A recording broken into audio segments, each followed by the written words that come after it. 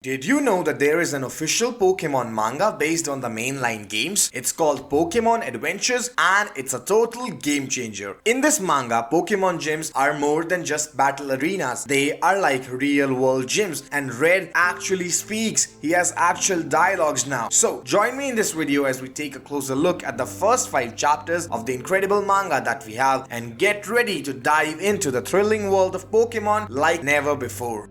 Guess I'm on with me. I know it's my destiny. Oh, you're my best friend. In a world we must defend. The manga kicks off in Pallet Town with a group of kids attempting to catch a Nidorino, but it's a colossal failure. That's when a protagonist, Red, swoops in with his Poliwhirl, showcasing his remarkable Pokemon catching skills by nabbing the Nidorino. Right from the start, Red declares his ambitious goal of catching every single Pokemon in the world. We are then introduced to Professor Oak and get a glimpse of how he's trained his grandson to be a formidable trainer. This also sets the stage for the competitive side of Red, who boldly claims that not even the professor's grandson can defeat him. As Red makes his way home, he encounters some suspicious characters discussing a mysterious phantom Pokemon rumored to be in the Western Forest. Intrigued by the idea of catching this elusive creature, Red races ahead of the shady trainers, only to find a fellow trainer battling an unseen Pokemon, which turns out to be Mew with his Charmander. Red watches the intense battle with amazement, but things take a turn when Charmander's trainer unexpectedly recalls it, leaving Red in disbelief. Fueled by determination, Red decides to show the trainer how it's done, only for his Poliwhirl to be swiftly defeated by Mew. It's a harsh lesson for Red, as the trainer before departing reminds him to be aware of his Pokemon's limits. And just when Red is reeling from the loss, the shady characters reappear, recognizing Red and causing a commotion. They then hastily depart on a mission to capture Mew. With a newfound sense of purpose and a realization of his need for guidance, Red sets out for the professor's lab, seeking advice on his journey to becoming a great Pokemon trainer. As Red stands at the door of Professor Oak's lab, he rings the doorbell, but to his surprise, the door is open. Curiosity gets the better of him and he ventures inside the lab, where he is greeted by an astonishing sight, a multitude of different Pokemon. Red can't resist and ends up picking up a Pokeball containing a Bulbasaur. However, Red's exploration is cut short as Professor Oak suddenly appears behind him, accusing him of being a Pokemon thief. Startled, Red accidentally releases all the Pokemon from their Pokeballs, causing a chaos in the lab. Oak blames Red for the mayhem and demands that he helps return all the Pokemon to their Pokeballs. After a bit of struggle, they manage to retrieve most of the Pokemon, but some have escaped outside. Red promises to recover them, but the professor, still skeptical, calls him a thief. Red insists on making amends and agrees to retrieve the escaped Pokemon, prompting Oak to join him on his bike. The duo then reaches Viridian City and continues their mission to recapture the lost Pokemon. They catch a Meowth and are left with only a Bulbasaur, which they spot heading into the Viridian gym. They follow the Bulbasaur inside, but it tackles Professor Oak. Then Red steps in and uses his calming presence and connection with the Pokemon to win over Bulbasaur, leaving Oak surprised. This incident highlights Red's unique approach to Pokemon, seeing them as individuals and not just tools for battle. Their moment of triumph, though, is short-lived as a wild Machoke attacks them. Bulbasaur defends Red with Vine Whip, but the Machoke continues to attack. Red notices the bulb on Bulbasaur's back and sunlight peeking through the blinds. He takes action by removing the blinds and allowing the sunlight to flood in. Bulbasaur harnesses the solar energy and defeats Machoke with a solar beam, as Professor Oak is deeply impressed with Red's bond with Bulbasaur and convinced of Red's intentions, allows him to keep the Bulbasaur.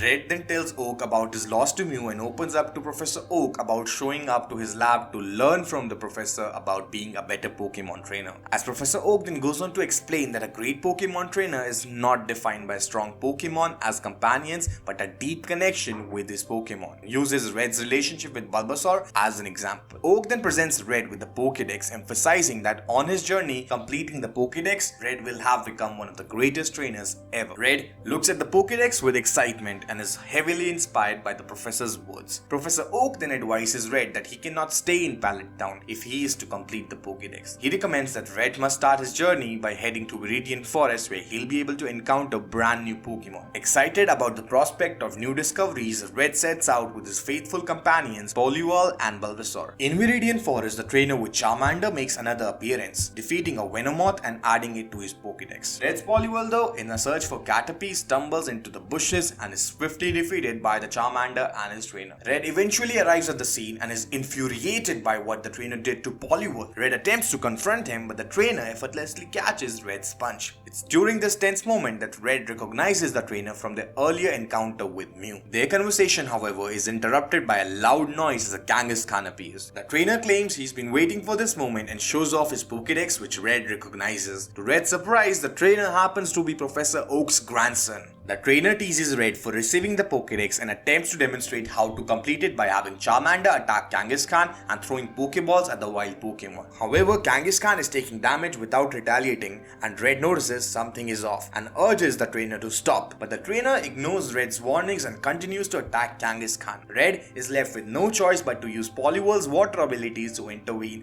and stop Charmander. He then rushes to Kangaskhan and discovers its baby in its pouch in a visibly poisoned state. Red then uses an antidote to nurse the baby back to health, making Kangaskhan overjoyed as it leaves peacefully. This annoys the trainer, who departs in frustration. Red follows him, asking for his name. The trainer introduces himself as Blue, known as Green in Japan. Red then boldly declares that he won't be losing to Blue. With their rivalry now established, the two trainers part ways as the mysterious Professor Oak watches from the bushes, calling Red his new discovery and acknowledging that the path to becoming the greatest Pokemon trainer has suddenly become more challenging. Now, with a smile, he wishes both the trainers good luck, all without revealing himself to them. Arriving in Pewter City, Red is bewildered to see an angry mob in the pursuit of something. He spots a poster featuring a Pikachu, which is apparently the cause of all the commotion in the area. The mob corners the Pikachu, but it outsmarts or zaps its would-be captors. Red decides to intervene, sending out Bulbasaur to challenge the Pikachu. After a fierce battle, he manages to catch the elusive Pikachu, winning over the townspeople, who in gratitude treat him to a meal. As Red enjoys his meal, one of the townspeople asks him what brought him to Pewter City, and Red reveals his Pokédex with Pikachu's entry,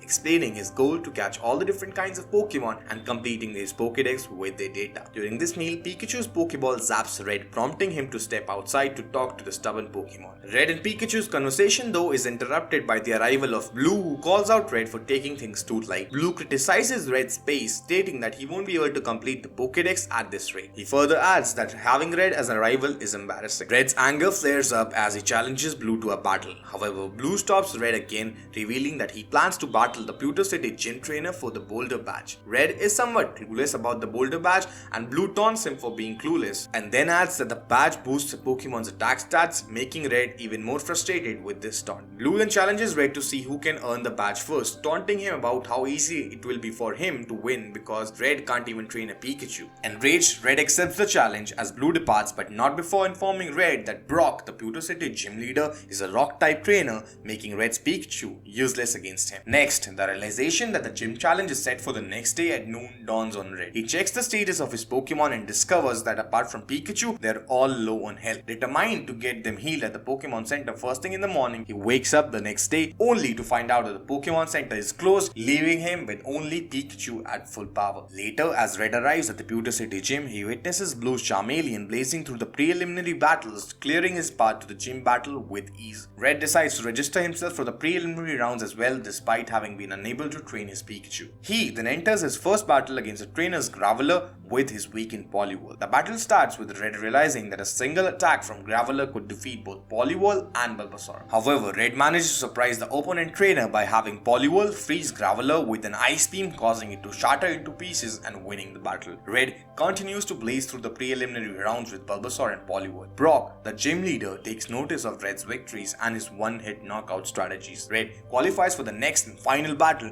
which is against Brock himself. Brock, before entering the ring, acknowledges Red as a worthy opponent from the sidelines. Poliwhirl and Bulbasaur are extremely fatigued after the preliminary battles, forcing Red to request Pikachu to join the fight, even though Pikachu is still not listening to him. They enter the ring and the battle begins with Brock's Onix launching rock throws. Pikachu manages to dodge most of the rocks but is hit by one, making it angry and causing it to attack Red. Brock sees Pikachu's behavior as a mockery and commands Onix to finish the battle with a Skull Bash. Red is forced to intervene, barely saving Pikachu from the attack. Red apologizes to Pikachu, telling it that it does not have to battle if it does not want to. Brock then calls for another attack, but Pikachu jumps into the air, spotting the move and releases a powerful Thunder Shock, winning Red the battle. The audience, including Red, is left shocked as to what happened. Later that day, it is revealed that only Red and Blue were able to win the Boulder Badge. Red thanks Pikachu for the victory and introduces it to Poliwhirl and Bulbasaur. Red Red extends an invitation to Pikachu to travel with him and offers a handshake. Pikachu accepts but mischievously zaps Red and chases him around, forming the beginning of a unique and there you have it, a brief journey through the opening chapters of the Pokémon Adventures manga, as the adventures of Red and Pikachu have only just begun. And if you enjoyed this video and would like me to continue unraveling the exciting story of Pokémon Adventures, be sure to let me know in the comment section. Though for me personally, I would love to do more of the Pokémon manga content because it is a fresh new take on my favorite Pokémon characters. So please share your thoughts in the comment section about the video and about the story, and don't forget to like, share and subscribe. Your support is truly appreciated. Until next time, Dragon Guide.